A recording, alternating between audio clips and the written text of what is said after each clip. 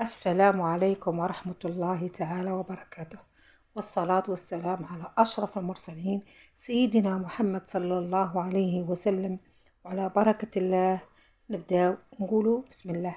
قصة تاع اليوم أحبائي وأخواتي الأعزاء، قصة واقعية.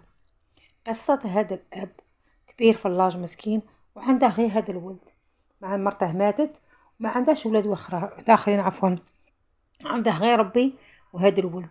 وهذا الولد في عمره 19 عام، هذا عاد وين جاي دنيته.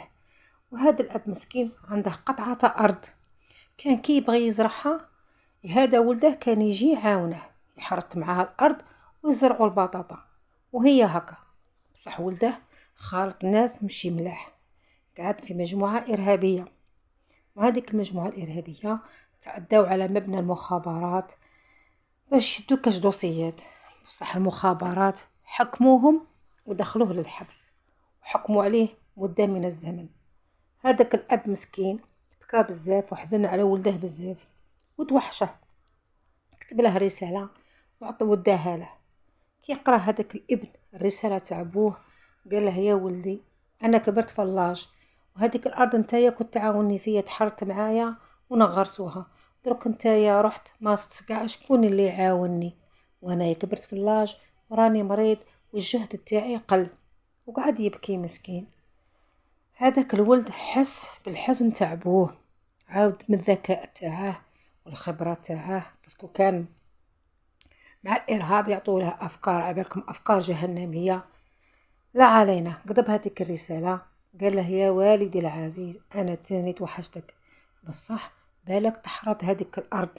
هذيك الأرض راني خازن فيها كنز كبير كبير، لو كان تحرط ولا تجيب كاش حتى يعاونك غادي يصيب هذاك الكنز ويجبده.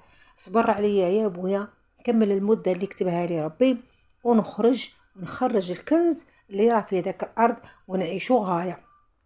بصح هذيك الرسالة، هذا الشاب ذكي باسكو كان في مجموعة إرهابية، أي رسالة تدخل للسجن يقراوها ويشوفوها، وأي رسالة تخرج من السجن وتروح للعائلة تاعهم تاني يقبضوها ويقروها باش يشوفوا كاش معلومات.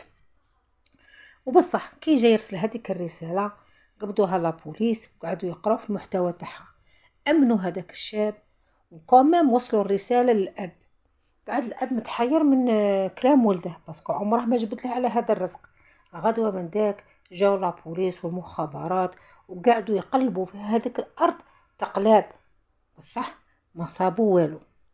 ورجعوا عاود هذاك الشير كي تأكد لابوليس بلي راحوا في جرت بوه وقعدوا يحوسوا في الأرض كاش ما يصيبوا ما صابالو، كتب لبوه رسالة قال له يا بويا ارسلت لك اللي يعاونك بلا ما تعيي روحك ولا تجيب كاش حد ويعاونك. انا درت لك هذيك الرساله وهما شكوا فيها، حسبوا بصح باللي عندي كنز وراحوا عاونوك بلا ما يعبوا. وكيما هكا الاب مسكين فرح بزاف بزاف وغرس هذيك الارض تاعه بالبطاطا ونجحت الفلاحه تاعه، وقعد يقارح في ولده نهار يخرج يكمل حياته مع ولده.